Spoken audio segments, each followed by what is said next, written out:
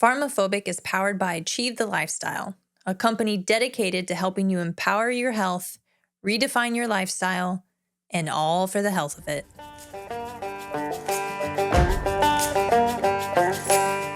You're listening to PharmaPhobic, where we challenge the state of health in America. I'm Janie, a physician assistant, and I've seen how healthcare keeps people dependent instead of truly healthy. And I'm Dan, a veteran turned fitness pro here to uncover the truth and explore simple and sustainable health solutions. From big pharma to big food, we're exposing the conflicts of interest keeping us sick and finding better ways to take back our health. No fluff, no gimmicks, just real talk, real solutions, and a little bit of fun along the way.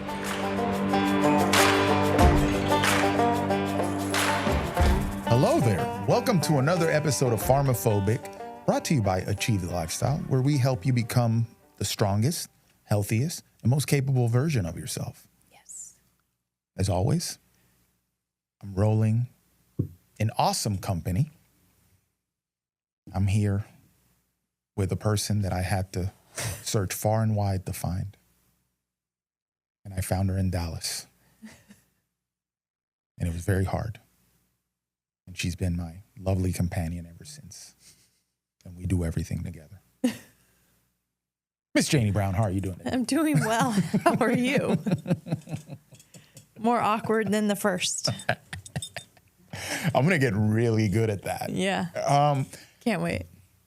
Anyway, today we have a more unstructured show. We're going to talk about some stuff because by the time this drops, this would probably be 1 year of us podcasting and dropping an episode a week, melting faces with this knowledge about health. And you can kind of see the evolution of it if you've been listening for 50 some odd episodes, how we started and how we've kind of grown along the way. And when we double in number, when year 2 hits and we got 100 some episodes, we're going to be really good by then. Yeah. Hope you guys are with us and that you've brought your mama and your sisters and your cousins along with you on the journey.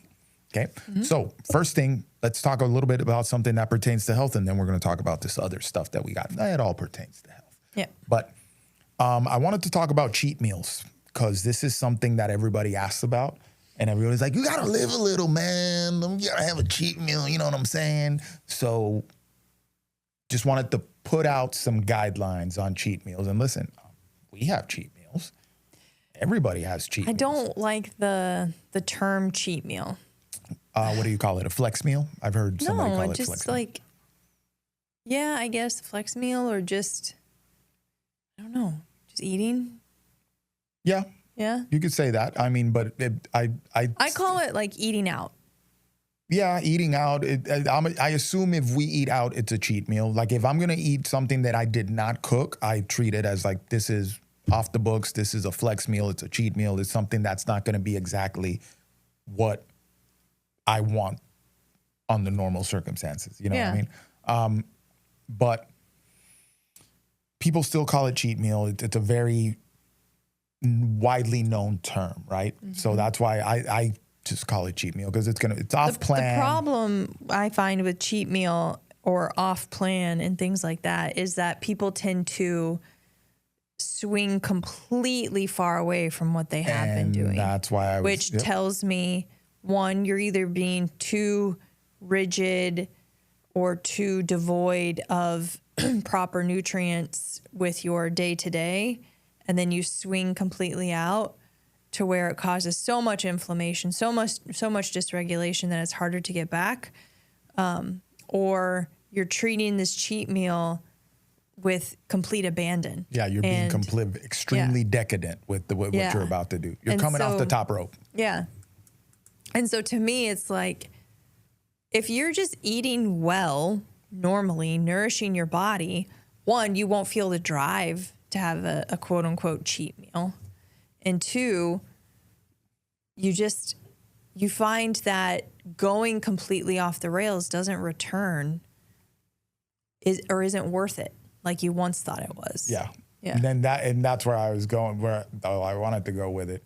But like when I used to be really rigid, my brother used to make fun of me because he's like, your cheat meal's like granola. And I was like, yeah, it was. Because I couldn't control myself with it because I was being so strict and probably under eating that I just couldn't hold back when it came to eating something like that wasn't on plan. You see, and then there's somebody like me that when I would cheat, I'd definitely coming off the top rope. Oh, this man eats like a whole pizza. Large. And burger. Put it down. With in the ice belly, cream. With ice cream. Yes, ma'am. Yeah. That is absolutely correct. The caloric intake, like I eat a good amount on a normal day, but the caloric intake would double or triple with a cheat meal for sure. Which I don't, yeah. But here's what I found, right? And then back then, if you put alcohol in there, I was going ham. And then you have another cheat meal late at night after you've been out drinking. So yeah, there you go. It turns into a whole ordeal. So what I wanted to get at was this starts to change as you get older. Mm-hmm. And as you progress in your health journey. Like the more you're used to eating a certain way and cleaner, if you will, or more whole food based, and you're nourishing your body adequately, you're taking in enough calories, but they're coming from really good whole food sources. You're taking out the seed oils, avoiding ultra processed foods, all this stuff. You start running on that cleaner fuel. When you take something that's off plan, you're going to feel the difference. Yep. And then you start weighing if it's worth it to even have the cheat meal, which means that this is what happened to us naturally, that instead of being like a weekly flex meal or cheat meal, then we used to be very good about just eating Saturday night would be the only time we would eat off plan, but we would do it every week. But then when we got down here and like dialed in even more and we came off the seed oils and all this stuff, then we started pushing that flex meal away. And it's like, now it's more like once a month. Yeah, because then I find it's more enjoyable that way too. Yeah. One. And two, then when we go out to eat, like we go out, right? And we appreciate it more. Yeah. It's like, oh, that was a fun restaurant. Yeah. And so then, because to me, it's also finances. Like going out to eat now is just, it's very expensive. Man, especially if you do it routinely. And we don't drink alcohol. It's still expensive. Mm-hmm. And they're including the gratuities in there now. And then you got another gratuity on top of that. It's crazy. Yeah. Service fees. They're going out to eat has gotten expensive. But it's enjoyable, right? And when you pop in a restaurant once a month, you're like, oh yeah, this is cool, But you feel better longer, right? Because when you go out and have that cheat meal and have this off-plan dessert or whatever, then I'm like, ooh, I don't feel great. Yeah. I mean, and to me, it isn't, I don't have GI upset or anything like that. It's more like I have that taste in my mouth that comes from eating seed oils. My energy's weird. I might have some inflammation where it's like I'm a little bit achier the next day or something like that. Brain fog, like my head just feels a little weird when I eat something like really off plan. But so you can tell the difference that you're running on something different, right? And it doesn't feel great when you're used to feeling really good the majority of the time. Yeah. So then you weigh and it's like, okay, is it worth it to do this every week to myself? Should I just do it more like once a month? Yeah. Right. And then the other layer of that happens is that you start to get pickier about what you're going to cheat with. Mm-hmm. This is where we're like, oh, I'm going to have ice cream, but I'm going to have this ice cream, right? Usually ice cream for bears, that it's all whole food ingredients and I know exactly what's in it. I read the ingredient label. I'm like, yeah, I know what milk is. I know what eggs are. I know what vanilla extract is, and I have that versus whatever other ice cream. You go to a certain pizza joint where maybe they use sourdough as a dough, or it's a cleaner pizza, whatever. It's not a grease bomb like your run-of-the-mill average pizza that you have delivered to your home. You go have a burger instead from a nice place versus having a burger from some fast food joint drive-through. You get pickier and pickier about what you're going to quote unquote cheat with, right? Yeah. And then that means you spare yourself some heartache on the other side of your flex meal. Yeah. Another thing that comes too is age. Like when you're not 25 anymore or 35 and you're like 45, which I'm staring, it's coming, it's around the way. It's getting closer, guys. So dramatic. But it's harder to make things change in your body, right? Like if you're trying to get leaner or you're trying to do, recover from stuff and things like that, it obviously that process is a little bit more challenged now. So you got to be more picky about when you go off the rails and how far you go off the rails, because otherwise getting back on the rails is going to be way more challenging. Yeah. I also see a lot of people where they completely abandon quote unquote healthy eating, which I would say appropriately nourishing your body on the weekends, because it's the weekends, and then they wonder why they aren't seeing the progress. It's because like every Monday you're trying to catch up and get off inflammation and get back on track and everything like that. The other thing is when people deprive, and just like I said earlier, when people deprive themselves too much during the week, they almost feel like they have to have so much food on the weekends, and then they feel uncomfortable, and then they're back to depriving themselves a bunch next Monday. And so I understand, like, if you're, trying to lose weight, you're trying to optimize your body composition, that maybe you're eating a certain way, but don't sacrifice nourishing your body appropriately, getting an appropriate amount of micronutrients. The chicken and rice and broccoli, if you listen to our last episode, we talk about all the benefits found in organ meats, and a lot of those similar benefits are found in red meat and fish. If you're not incorporating darker meat into your diet, fish into your diet, fruits and vegetables, you're missing out on a lot of nutrients. And it's not pizza that you're craving, it's nourishment your body's craving. So I would really, if you feel like, I have to have a cheat meal, I can't survive without it, I would look at how you're eating day to day. Yeah. And then remembering too, especially if you're older, that you don't, you might have to put that cheat meal off for 2, 3, 4 weeks, because having it every weekend is no longer an option, because it's going to mess your results up, right? Yeah. I used to make the mistake that I would go off the rails Friday night to Sunday night, right? I was like, it's the weekend, baby. I'm going to eat whatever. And then Monday I get back on it and I'm good. At 30, I could do that and walk around with an 8-pack. 35, it got a little bit harder. And now at 40, forget about it. Oh my No God. way I could do that. No way I could do that. And look, I mean, it's too much. It's going to be too much of an uphill battle if I'm having literally a third of the food that I eat in a week is off-plan stuff, right? Yeah. Yeah. And you can really mess yourself up with, like, throw your caloric load off. We want an ample amount of calories, right? But we still got to keep an eye on them. Yeah. Anything else you want to add on that?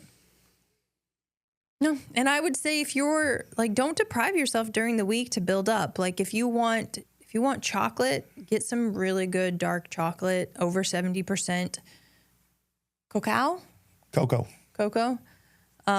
Just with some salt. I find people have more success when they incorporate what they really want into their day-to-day in moderation than avoid, and then overconsume. Okay. Unless you have a sugar issue like Dan. Yeah, I'm the other side of that. I had to quit cold turkey if I can't have a piece of a cookie during the week. I can't do that. And this is where awareness comes in, right? I know some people that can have candy in their house and they can have, I just have one cookie. Boom, I'm good. I don't think you should be having it, because one cookie every day of BS ingredients over years, it adds up to a bunch of BS in your body. But, if you get pickier about what your treat is going to be, right? Like Janie's saying, higher quality chocolate, or you have some, ice cream for bears or something like that. That's really clean ice cream, and you can take a couple of scoops of it every day. Or you like sorbet. God bless the people that like sorbets and yogurts and things like that, because those tend to be lower in calories and lower in made up ingredients. Or people like fruit, like certain things, right? You got to be aware of what kind of, or chips, and you can find cleaner chips, and you could just have a couple of them. If you're that kind of person, then yay, God bless. Then have at it. You can do the whole thing. I'm going to have a bite of this, and then I'm going to put it away, and I'm going to be done with it. This guy right here, I can't. If it's in the house, I'm going to get curious, and then I'm going to take a bite of it, and then a bite of it is going to be, I ate the whole pint of ice cream. Yeah. You also dissociate when you eat. What do you mean? When you're eating things like sweets and stuff like that, I watch you. You open the bag and then you just like Yeah, the eyes roll to the back of my head, Like and then space out, and then you just do this, and I have to be like, hey, yeah, hey, because it's sugar. I'm buzzing off the sugar. Yeah. Yes, that's why I don't keep it in the house. I only buy it when we're gonna eat it, and I only have it a certain time of the week or a certain time of the month. I know how I am. I'm gonna go off the deep end. And one thing I've noticed is that, and I think a lot of people fall into this, it's textures, right? So crunch is a big thing for me. I like crunch. And when you think of things like chips and stuff like that, they satisfy that. Now, do I want to eat chips every day? No, but do I want to crunch every day? Yes, sir. And so things like putting bell peppers in my eggs, there's a crunch to that. Cucumbers, carrots, right? And some people are like, man, there's a crunch. Granola, there's a crunch to that. So stuff like that, it's finding, what are you really seeking when you're craving something and being aware of that? Yep. And then I think, what I weigh here when I'm like, I want some ice cream or something. And man, the more I stay on my regiment, I don't necessarily, it just goes to the back of your head. You're not necessarily craving it, right? When I go grocery shopping, and keep in mind that I'm a special case, but I know there's people out there like me. I kind of treat it like I'm an alcoholic because I'm a sugarholic. When I go to the grocery store, I don't even walk down the aisle that has that stuff. That's going to make me curious, right? I'm not going to go look at ice cream unless I know it's a day that we're going to eat ice cream, and I'm going there to buy it, to eat it that night and be done with it. That's me. That's the level of awareness that I have about my situation and where I am challenged. So I don't even put myself in the position to be challenged. Okay. Now, something that you have to realize, and this, as you progress in your health journey, you're going to get there. You remember the movie Devil Wears Prada? There's a famous line, right? Where the chick just eats a cube of cheese and she says that nothing tastes as good as skinny tastes. Oh, yeah. Right? Well, we have co-opted that saying, but we say nothing tastes as good as healthy tastes. Eventually, you got to weigh it. Your long-term health should be more valuable than having some regular cheat meals if those cheat meals are throwing you off your pursuit of health. Yeah, I had a conversation with a patient about this. He has some gallbladder issues, right? And it was nothing of a huge immediate concern, but he was worried about it. He's like, but what if? And I'm like, I can't predict the future. If you really are concerned about your gallbladder, then I would avoid eating high fat meals. And I'm not talking like eggs, avocados, which if you, I guess, consume large amounts of this, but I'm talking like fried food, French fries, greasy food, burgers, things like that. And he's like, well, he's traveling and he's getting ready to go to this spot where he really likes this sandwich. And he's like, but I'm going here and I'm just going to do it. But what if? And I'm like, it's your choice, my friend. Mm-hmm. You're worried about this, but yet you're choosing to do this, which could exacerbate that. That's a you problem. Yep. I can't give you a pill. I can't tell you what to do. You're the one who has to execute the choice. So same thing with everybody. If you have a health goal, you have a body composition goal, you have a chronic disease process that can be improved with diet, yet you're choosing to eat in a way that's exacerbating that, I don't know what I can do. You have to make that choice. Yep. You have to understand food is as potent in your body as medication, so treat it accordingly. Yeah, and that's something, people that have certain food allergies or food sensitivities, when they kind of torture themselves to eat something they know they shouldn't, that's going to give them a reaction, or they try to mask it with, I'm going to take this lactate or whatever, and then I'm just going to pig out on this thing even though I'm I don't get it. I'm like, bro, you're going to feel like dookie. Yeah. What is it worth it? Like, you feel great right now to eat this trash. Is it worth it? You know what I mean? I don't think it is when I look at my long-term health prospects, right? I don't want to be on some medication just so I can pig out on this. I don't want to play the insulin wave game just so I can pig out on this. If you're diabetic, that sort of thing. Yeah. We're the only humans, or excuse me, not human, well, only humans, but we're the only mammals that eat not for just pure nutrition and survival. Yeah, we eat for pleasure as well. Yeah. And so it's understanding that. Why are you seeking so much pleasure from food? Unpacking that and moving forward. And I'm not saying you can't enjoy your food. Enjoy your food. But like I said, if you have a chronic disease process, you got there somehow. And so now we have to play accordingly moving forward. And that is going to be modifying food intake in some way. We need to have a conversation too about why deciding not to partake in the average BS food that's out there makes you not fun. Oh, you don't know how to have fun. You don't know how to live, bro, if you're not having. Or you get made fun of if you bring your lunch to work. Yeah, like we need to unpack that programming, right? Because that's social programming 101. That's like you've been conditioned to believe that these are the fun foods and these are kids' food. And if you're not feeding your kid this stuff that comes in some crazy package with stupid colors in it, then you're not giving them kids' food. Or you're not living if you're not having this BS food that comes from a drive-through or the highly processed breakfast is thing. cereal, nothing else, you know? So there's some programming there that we need to kind of take apart, right? And why? You get a little sickly population going, good stuff happens for some other people, not for you. Some people get paid off of that. Yeah. So anyway, that's something right there. Anyway at the same time.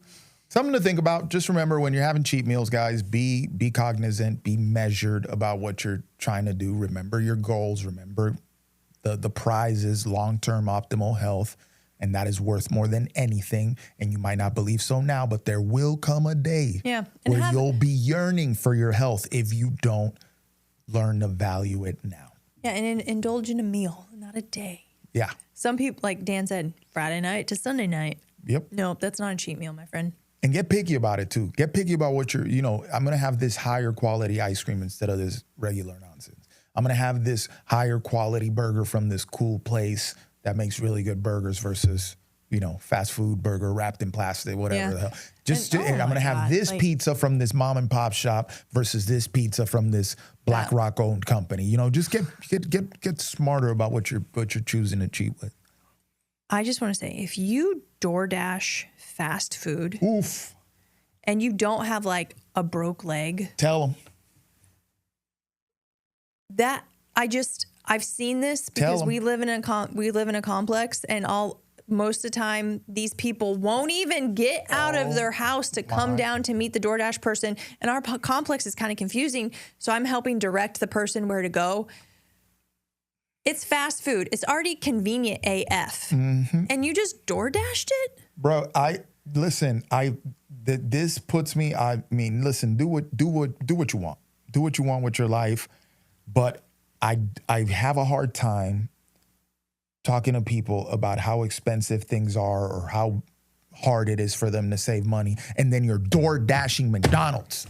And McDonald's is cheaper, but you literally just doubled it in price by having DoorDash bring it to you instead of you taking your silly little buns down to the Mickey D's, which is down the damn street anyway, because they're everywhere, and getting your meal, bro.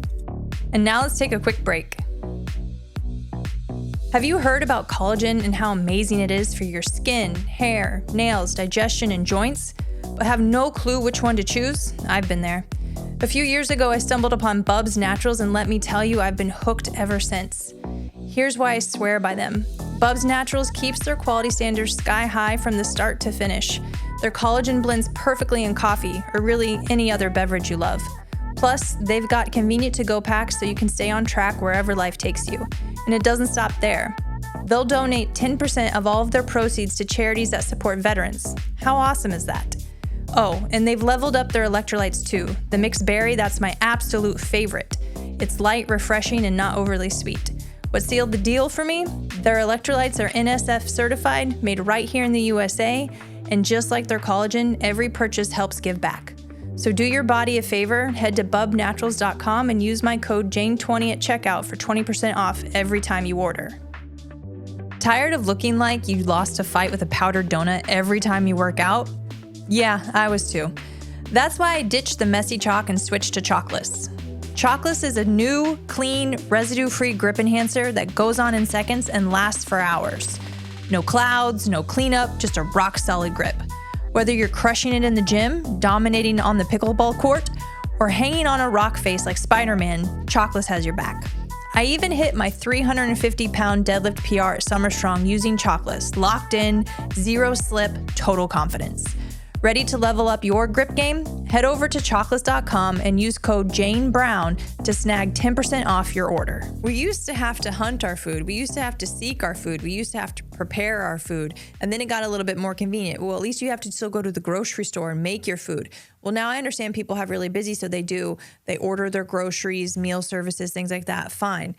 But now you're door dashing fast food. And okay, I had, when I was on crutches, I had groceries delivered, whatever. I have, what I'm saying, if you have a broken leg, fine. Like, I understand, a short amount of time. But these are people who I have not seen, because sometimes they will come down perfectly able-bodied, all right? But if you're choosing something, like the last thing I saw was a bag from McDonald's and a soft drink. How long? I mean, that soft drink's probably not carbonated anymore, watered down because the ice is melted. You know the fries are soggy as heck, and that burger's probably soggy too. Because my boy delivered 3 other McDonald's meals before he came. That's good. Yeah. I got to tell you, man, that one blew my mind. Because I usually, when DoorDash and Uber Eats started becoming a thing, you'd get stuff from a restaurant that was like, oh, we're going to get some sushi from this place, or we're going to get this order. You know, it's something that doesn't have a drive-through, but now you can get it at home. That's lit. I might use Uber Eats 2 times in my life, and it was something like that, and we were traveling. But now when I started seeing, and this is recent to me, it blew my mind, because we don't use Uber Eats or DoorDash or any of that stuff. So when I saw DoorDash guys bringing in McDonald's to the complex multiple times, I'm just like, you can DoorDash McDonald's? Yeah, and maybe they don't have a car. There's a Checkers down the street. There's a Target down the street. There's a Sprouts down the street. There's Pizza Rocks. Oh, there's a bunch of restaurants. So many there's restaurants fast around food. the corner around us. But it blew my mind. It's like, okay, you're gonna say, oh, this is cheaper, but now you're gonna double it in price, because that's what Uber Eats does and DoorDash does. Makes it way more expensive than it should be, and you're doing it on the regular. Yeah. Mind-boggling. Anyway, listen. I could rant about that one. It's mind blowing. Anyway, hey, listen. Live your life, okay? All good. We're just over here kind of laughing at you. I wanted to talk about 2 things. Because I think when we talk about things that people call conspiracy theories, and people dismiss it because it's a conspiracy theory, they're ignoring history, okay? Because there are historical events that you could point to that make other things that you label as conspiracy theories highly plausible, right? So we got to talk about that history. That's 1. 2, if you're paying attention to what's been happening in the world for the past couple of years, conspiracy theorists are kind of batting 1,000. Whew. They're kind of batting 1,000. Them boys have been hitting them out the park, right? Me personally, I am a proud tinfoil hatter. And it's very entertaining to me to have these conversations. At a minimum, I find it a good exercise in, train of thought, logic. They're funny. It's fun. I love it.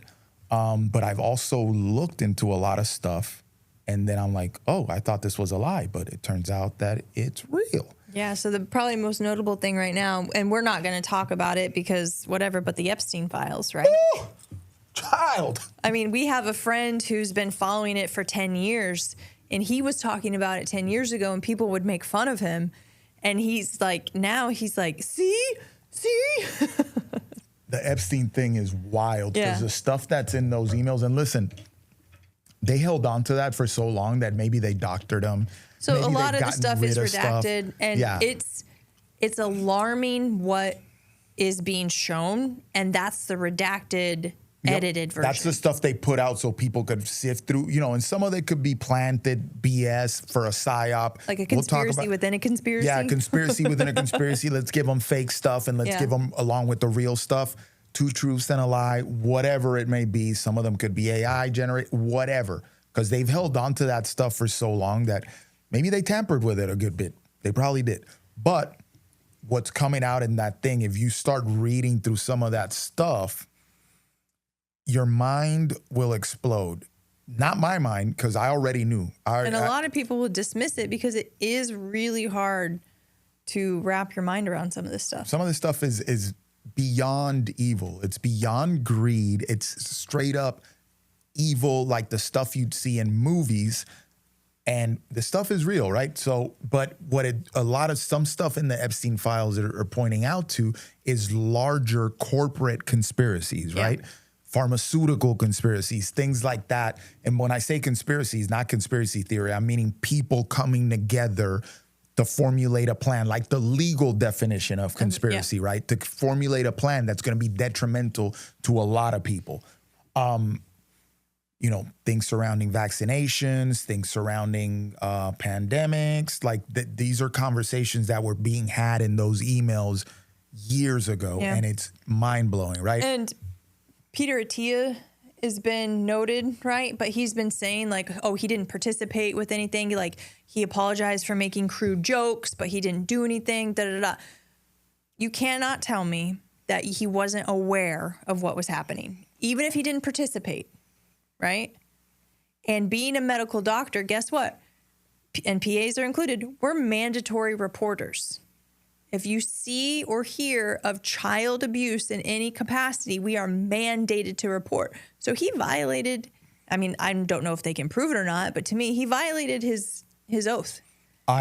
With him, and listen. At the very least. Let me plant something here in between. Supposedly, allegedly. Okay, we're talking here in supposedly, allegedly terms. But he is multiple times in those emails. He posted a picture last year. This was last year, right? With your boy. A couple years ago, I think. No, it's not that old. It's fairly, maybe a year and some change ago. He posted a picture with Kevin Spacey. And Janine just went, ugh. Because Kevin Spacey, you can see why he's not in any films anymore. You can go look up what he's accused of, what the trials and all this stuff that he had to go through, and why he got X'd out of Hollywood. But he posts a picture with Kevin Spacey, he's blacklisted, right? For what seems to be a fairly good reason, with all the accusations and stuff that were leveled against him, all this sexual harassment, all the assault, all this stuff. But he posts a picture with him and he talks about my good friend and you don't know him at all and all this stuff in the caption. And the post did phenomenal in the sense that he got thousands of comments on that post. And you're in trouble when your post has more comments than it does likes, right? So people were lighting him up in those comments. So now to see him come out with multiple interactions in the Epstein files, I'm like, listen, this dude was defending Kevin Spacey publicly when nobody asked him to do it. Out of the blue, after all the stuff that had happened with him, he's over here doubling down on defending this guy. And now he's mentioned here, hey, what, are you surprised? Yeah. You know what I mean? Birds of a feather do flock together. Okay. But all of that to say, you put me down a rabbit hole. I'm sorry. I could talk Epstein files all day long. Because of that, conspiracies, we have been playing around with doing an episode about conspiracies. All right. Now, today, we were going to go over like some of the popular ones and just kind of discuss them, whether or not we believe them or hear some fun facts about them. But we wanted to talk about two things that were thought to be conspiracies in the past, but have already been shown to be true, one more so than the other, and just let people be aware of these things. Because I think when we know more about our history and we see how things play out, you then look at things in the present a little bit differently. Yeah. And then a lot of people, sadly, they think that the government wouldn't lie to them. They think that these corporations wouldn't necessarily be out to harm people, or they wouldn't do things that they know are harmful. And they assume that, when it comes out that, I don't know, Johnson & Johnson baby powder is causing cancer, or that things like Vioxx were killing people, or the fentanyl crisis, or the opiate crisis. When those things come out, people assume like, oh, they just didn't know that this stuff was going to be that detrimental to people. And we contend and people like us contend, like, no, they knew. They knew that they were going to have issues with it, and they pushed it anyway. Yep. Right? And a lot of this stuff comes out later in FOIA requests, Freedom of Information Act, where you access public records. You know, journalists and investigators request for access to these public records, and they have to release them. And then you start sifting through emails, and you can see acknowledgments that they knew, hey, the opiates were going to be an issue. You can see that they knew that certain products like Tylenol or some vaccines were going to be an issue, but they said, hey, it's too late. Put it to market, Yep. you know? Yeah. So one of these cases that we wanted to talk about is the Tuskegee experiment. Yep. Where they willingly put stuff into people. So they withheld also. So I read one article, one information sheet on the CDC. So one information sheet on the CDC, and then the Smithsonian Magazine had an article about this. So Tuskegee experiment, if you don't know what it is, it was 600 men, black men, 399 with syphilis and 201 without. It was supposed to run for 6 months. It ran for 40 years. And they promised these people free health care, hot meals, and burial insurance. Because if you had syphilis, you were going to die. Didn't they give them the syphilis too? They injected them with something that they didn't know. They treated them, no, because 399 men already had it in the study. They had it? Like Yes. they found people that had syphilis, or did they inject them with something they told them was something else and it turned out to be syphilis? That I they didn't were read that. voluntarily infecting them with syphilis. I didn't read that. So they treated them with placebos, blood draws, spinal taps, aspirin, tonics. Spinal taps, oof. And so, like I said, it went from 40 years, 1932 to 1972. The whole 40 years they did like placebos, spinal taps, blood draws, tonics, aspirin. The treatment for syphilis then and now is penicillin. Penicillin was available mid-40s. This ran from 1932 to 1972. Treatment was withheld from them even after available. 128 men died of syphilis. Okay? During this experiment, there was no informed consent because they weren't told that they weren't receiving treatment. Yeah. Adequate treatment. And they were never offered, like I said, they were never offered the penicillin even after it was available. No women were in the study, only black men that were 25 years and older. However, because they didn't share with them information, they didn't keep them from having sex with women, even though they were positive for syphilis and weren't receiving adequate treatment, many women were infected. Yeah, so this is where my question comes into play, because I've read something that they gave them the syphilis because they wanted to study it. So they may have. They didn't find men with syphilis coincidentally, because 200, that's a lot of digging, right? No, to find all those dudes with syphilis and test them. We have technology. And then, so they gave them the syphilis. They didn't tell them that they were given syphilis. That's why these men were out there still living normal lives, right? And spreading a disease. Yeah. Which it goes back to informed consent, where, you know, when you take a shot, you take a little vax, they should be telling you what's in it and what options you have, but they don't. They just give you the shot and we just roll up our sleeves and take it, right? And this is what knowing where true informed consent comes into play. This is the thing with So these. this is saying that they sought out an impoverished group and 399 had latent syphilis. It doesn't say that they infected them. They ain't gonna take responsibility for willingly infecting people. Come on now. They'll Yeah. tell you that they did something wrong, but they won't tell you how wrong it was. But granted, okay, that's where where the theory comes in, right? It's like, did they give them the syphilis or did they have the syphilis? Yeah. And and then 19 children were born with congenital syphilis. Look at that. Yeah.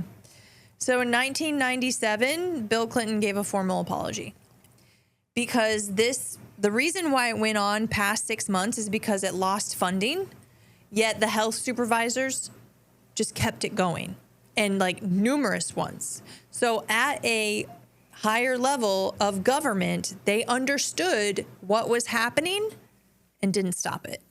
Only a press leak went out and the media caught on to it and then pressured them to stop it. Oof.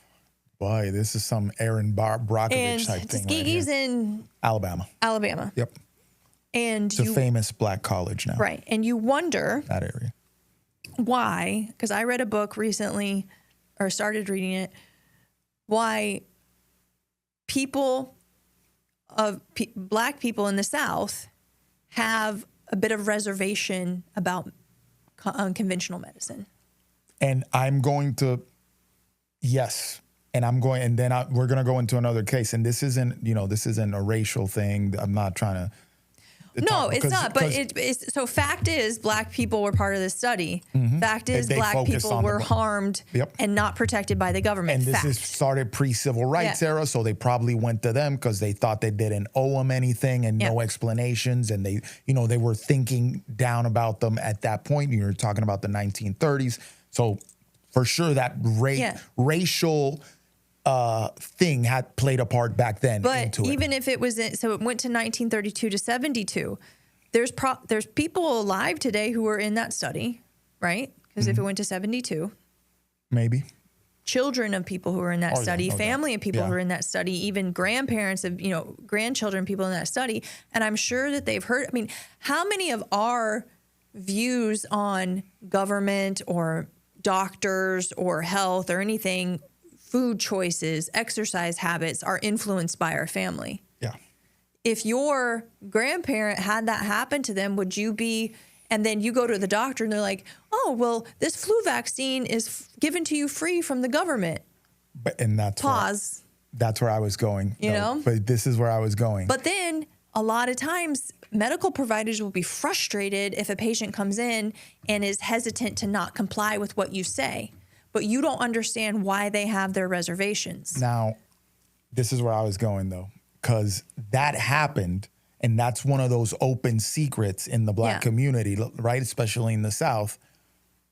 But the last time that the government rolled out some nonsense that nobody knew what it was, nobody actually knew what it was, that community went and took that joint very voluntarily. You know what I mean? They forgot about the history, right? So that's something that it's like counterintuitive there. It's like you have this history in your community, and then they went and dropped this other questionable stuff on you, and you went and lined up for it, right? That's where the PSYOP and the marketing came into play. So that's where I'm like, man, so you think you would have been a little bit more apprehensive. To me, it's like, and this isn't the case for everybody, right? It was 600 men in one area. Did it influence more than the 600 men? 100%. But if there's people up in Wisconsin, they're less likely to know about this, right? Just sheer location. But to me, it's just, why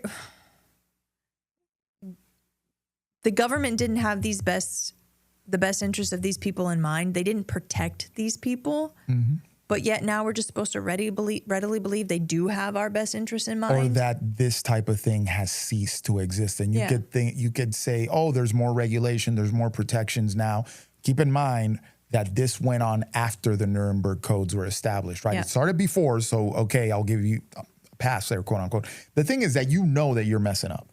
And we owe you, I need to look because I've heard and read that they were infected. They told them this is something else, and they actually gave them syphilis, right? But we need to confirm that one. So don't hold me to like, oh, this is fact to it, okay? I just think it's, there's treatment and you didn't provide it. Without that detail, whether they gave them syphilis or not, without that detail, it's still a messed up situation, especially knowing that you withheld treatment from it so that you could keep the study going. The syphilis is gnarly. Yeah, and then you're... But it can be treated with an antibiotic. We're not talking about herpes that cannot be treated, but herpes doesn't even reach the complications and the impact on you that syphilis does. We're talking, so it has primary, secondary, tertiary, and then final stage, right? First is like the skin changes, right? The painless ulcer, right? And then you go to more systemic symptoms. Then it affects you neurologically. It can affect your cardiac system. Many famous poets and writers and that kings. Were like, and what? And kings, royalty. That were like crazy, and people say they were mad and they had syphilis. Mm-hmm. It affects your brain. It can be very, very disruptive. It took that. It's and it's a shot of penicillin in the butt. And you could have been done with it. Catch it early enough. Yep, and you could have been done with it. So that there's one case right there of something that was perpetrated on the American people for a prolonged period of time that they tried to cover up. Yeah. Where they clearly did not give a flying hoot about people's health and people's well-being. You know, and the government's like, oh, we need to stop vaccine hesitancy. We need to stop this and this and this. Then don't do stuff like this. Yeah. You know what? Man, vaccine hesitancy is one that I just find it completely reasonable. Yeah. I think that it's completely reasonable because I've mentioned it here before, like the stance of an anti-vaxxer. Yes, some people may be a little kooky about it. Some people may be fanatical about it. But the stance of an anti-vaxxer, when you sit down and listen to why they're hesitant about taking a shot, it makes total and complete sense. And we should all have the same questions about these freaking vaccines. It's just, I don't understand why. Don't listen to what Pfizer is telling you through CNN, okay? Because obviously they have a lot of money to gain from you willingly going to your provider and rolling up your sleeve without asking questions. And providers have financial incentive for you to complete the vaccine schedule that has been determined by health insurance companies. And the people asking the questions about these vaxes have nothing. It's not like they're saying, no, don't take the shot. Take this instead that I sell and make. That's not what they're saying. They're saying, yo, you should question that. You know, there's these things happening that are questionable, and all things are pointing to it being from this. At a minimum, the questions surrounding ingredients, the questions surrounding liability should be answered before we start making, putting people off to the side and trying to ostracize them because they don't want to take the shots, right? Right. So things that I've said over here before. Do you ever and have you ever gone and taken a vaccine and they've put the ingredient list of that vaccine before you before they put the thing in your arm? Nobody. This is something that I'm willing to bet on. 100% of the people that have taken vaccines haven't seen an ingredient list before they agree to it. I think some have, but they've specifically asked for it. So remember Dr. Serrano? The reason why he stopped is because somebody asked for the Hep B ingredients, and he went and got it, and he read it and showed it to them, and he was like, I won't take it. Exactly. Yeah, that's a medical provider that stopped. He's like, after that experience, he's like, yeah, I'm not good recommending this. Yeah. Because you start seeing things like mercury, you start seeing things like formaldehyde, you start seeing things like MRC5 in there, and you're questioning, what does this have to do with health? What does this have to do with protecting my body? Why is that ingredient in there? You know what I mean? Why? What does that have to do with it? So there's that part. And then why are vaccine makers it's the only product on this earth that is completely free of liability if they make something that harms people. Yep. Completely free. No liability. Okay? You grow a third year from taking a vaccine, you can't sue them. You just have to deal with your 30 year. They won't even pay your medical bills for dealing with whatever side effect you had from it. That's it. It's your problem. Why? Anything. I mean, if this pen exploded right now and something hit my eye, I could sue the pen manufacturer. If this notebook was made with a crappy ingredient or something was used that was toxic on it and it made me sick, I could sue the manufacturer. You get the point. Everything. Why are vaccines the only thing that are completely protected of liability? It's a great question. So those two things right there just should promote a discussion amongst us as to, hey, that's not what's in the best interest of the people and our health. Those two things alone should give people pause when dealing with shots. Yep. Now, what did we do over the past 5 years? People went and got all sorts of shots with new tech. Completely no precedent of use in humans before. And they went and just boop, without asking questions. They went and took it because Travis Kelce told them to. Okay. Anyway, that Tuskegee thing that's a good one. That's a good one to keep in mind. Another one, I got one for you. This one's close to my heart because this is one of those open secrets in the community type of thing. And obviously it's, all the lights. Mm-hmm. And it's one that, I know because I grew up with this. It's the Puerto Rico birth control trials. Yep. Okay. So if you didn't know, in the mid 50s, 55, 56, right there, birth control came to market, was approved by the FDA for use in 1960. In the 50s, mofos were in Puerto Rico giving birth control to the Puerto Rican women. And they didn't necessarily tell them that Once they were again, giving lack them of informed consent. birth control. Yeah. And then when women were coming with these side effects, and some of the side effects they list in the open documents, like the open reporting on this, were kind of light. It's like nausea, dizziness, all this sort of thing. They were saying that it was psychosomatic. Yep. Right? So the human trials of the birth control that we now know were conducted in Puerto Rico. Open secret type of thing in Puerto Rico. People talk about it. It's almost a joke. 3 women died from the birth control, and they didn't include those in the results. They just swept that under the rug. Yeah, openly said they used 1,500 women. Yeah. Now, there's other stuff that you can find on this because they were also doing supposedly sterilizing Puerto Rican women without their knowledge prior to this. Yeah. Why did they pick Puerto Rico? Puerto Rico is, an agriculture type of place. It was impoverished back then. It's still pretty, it's a rougher territory. But back then it was like, oh yeah, we got this U.S. territory. People are poor, not that much education. We could go down there and just do whatever with them.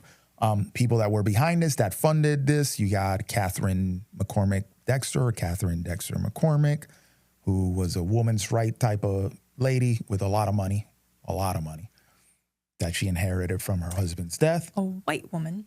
And then you had good old Margaret Sanger. I love Margaret Sanger because her history is dark history. But she's obviously, if you didn't know who Margaret Sanger was, she's the one that started Planned Parenthood. And people that, that are on that side of this thing of the pro-life, pro-choice, and this isn't a debate of a pro-life, pro-choice, but they'll say, no, we need Planned Parenthood. But then when you point out the history of Planned Parenthood, that it was a eugenics program meant to control the black population, and that Margaret Sanger was a adamant, evil woman, a straight up racist, an actual white supremacist, she's over there, she's briefing the Ku Klux Klan on her eugenics plans and stuff. This is all documented. This is all open knowledge. You ain't got to go on the dark web to find this, okay? Mm-hmm. An actual racist. For Planned Parenthood, and also this Puerto Rican birth control she trials. She was behind this Puerto Rican birth control experiment just too. marketed as women's rights. But hey, don't cancel that one, okay? Don't worry about. We're gonna take down statues of Christopher Columbus because he was but he did this to the Indians. We're gonna take down statues. We're gonna rename our military posts because those were Confederate generals. But Planned Parenthood can keep rolling, doing what they do. Because Margaret Sanger we're not going to talk about her, right? We're just going to forget about her. That's a conspiracy. We should talk about the whole women's rights movement. Oh, that we could definitely go into that. But definitely understanding that a known eugenicist is involved in human trials of an experimental drug that was nowhere near FDA approval. Not that FDA approval means jack diddly squat when you think about it, because FDA approved opiates and FDA approved fentanyl and FDA approved Vioxx and all these other, they approved the baby powders and all this stuff that caused a bunch of issues. But to think that this woman was behind that in trials in Puerto Rico where these participants were not fully informed, that no informed consent was given, their side effects weren't treated, right? So they were told they were being hysterical, written off. Does that sound familiar to any of my fellow women? Yeah. So in knowing that she was behind it, when I saw her name, when I was looking through this and I saw her name in there, I just started laughing because I'm like, oh, look at this. And now we know more and more about birth control. It's not as safe as we think originally thought it was. And the great book is Your Brain on Birth Control to read, especially if you are a woman, you have a daughter, anything like that. And oral birth control it can change who we are, how we act as women, right?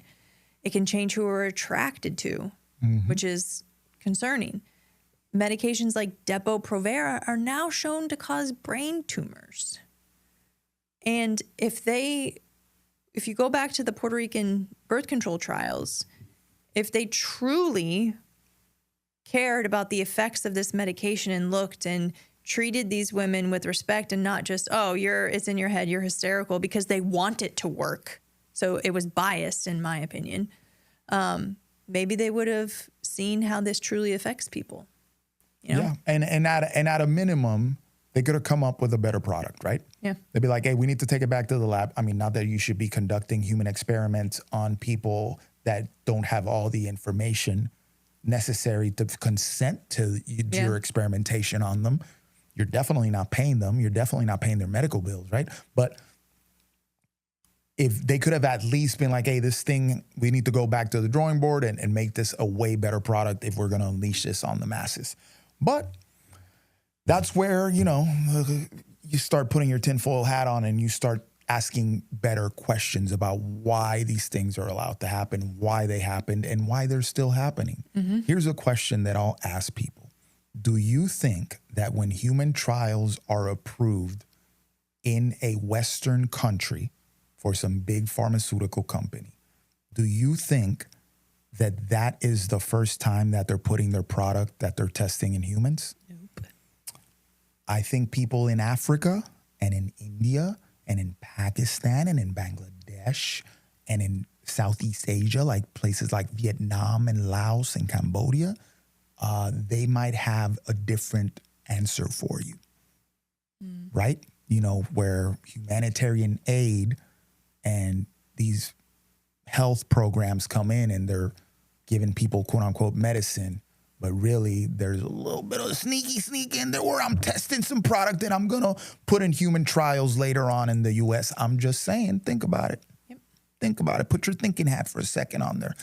Okay. We'll leave it there. I'll leave you with that. Hopefully this is thought provoking to you and it makes you, what I want people to take away from this is ask better questions and then do a little bit of research on your own. I know that we're all busy. We all have stuff to do. We all have stuff going on. Just take a couple minutes and look into some stuff when something comes to your mind about your health, which is the most valuable thing that you have. Family, God, health, these things matter more than a lot of things, right? Because they lead to a higher quality of life and enable you to do other things in your life better, like your career, like whatever it is you're pursuing, etc. Okay? Just if you have a question, hey, look some stuff up and look into some of this stuff. Something doesn't feel right to you, look it up. Gut instinct is strong too. Look it up. And don't just agree because Oprah said so or freaking Atia told you to do it or whatever. Just remember what they're doing in their free time. Okay. In closing, this is probably a year of podcast. Any takeaways that you have from 1 year of podcasting? We've been having a lot of fun. I would like to get some more feedback, what you guys want to hear, some questions, things like that, so we can tailor it more to what people are hungry to learn about. But no, it's been very thought-provoking. We've learned a lot. Yeah. We've looked into more things. I enjoy the research aspect of it. I I forgot how much I like to learn new things. Yeah. And to look into stuff, because I feel like COVID took the joy out of it for me because I was getting so angry with all the stuff I was finding. Yeah. I was that guy that was up at 2 a.m. reading stuff and connecting dots during COVID. Hey, gyms weren't open, so guess what I was doing? I put this brain to work on that, and I learned a lot of stuff. But now it's fun to me to research and be like, oh, this is helpful to people. People need to know this. This will wake them up. I think 1 year in, what I want you guys, this show is meant to be a friend when they grab you by your shoulders and kind of shake you a little bit and be like, what is you doing, boo-boo? That's what I want this show to be. Be like, don't do this. Think about this instead, bro. I love you. That's why I'm here looking out for you. And I'm telling you about, when they're trying to poison you and whatnot and how they're trying to derail your health pursuit. You know what I'm saying? So that's what I want you to feel like it's your bro, your friend, just put an arm around you, kind of rattled your cage a little bit and then be like, hey, do better, bro. You know what I'm saying? That's what this show is. I think the name gives people a lot of pause. Yep. And some people hear the name and they're like, oh, that sounds extreme. And some people are like, yes, when they hear the name. There's no in between. No. And that's what it was meant to do. It's meant to make people start thinking. Anyway, we hope you continue with us, and we hope you bring some friends along in this journey. I want you to share the show, okay? If you find something of value here, hey, send the show to somebody else. Tell them, hey, give these people a listen. They're kind of crazy, but they're funny, and they make a good point. Anything you want to close with, Janie? No, I think that's it. Okay, I got to go pursue some health elsewhere.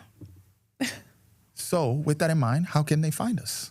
On Instagram, send us a DM at Achieve the Lifestyle. It do go down in the DM.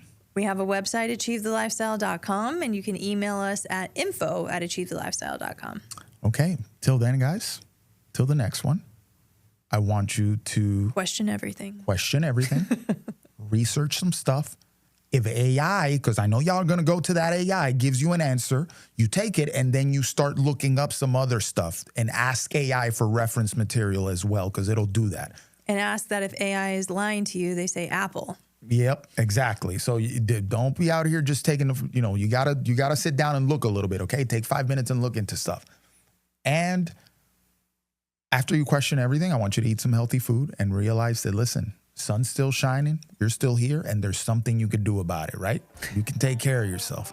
And after you do that, I want you to stay pharma-free. Thanks for listening to the PharmaPhobic podcast. If you found this conversation interesting, which I know you did, make sure to follow us on Apple, Spotify, or wherever you get your podcasts. And also make sure to check us out on Instagram at Achieve the Lifestyle. And if you're interested in pursuing a stronger, healthier, more capable version of yourself, check out our website at achievethelifestyle.com. The PharmaPhobic podcast is for informational and entertainment purposes only. The views expressed are those of the hosts and guests and do not constitute medical, legal, or professional advice. Always consult a qualified healthcare provider before making any medical or wellness decisions. While we discuss pharmaceutical, holistic, and alternative health topics, our content is not a substitute for professional medical guidance.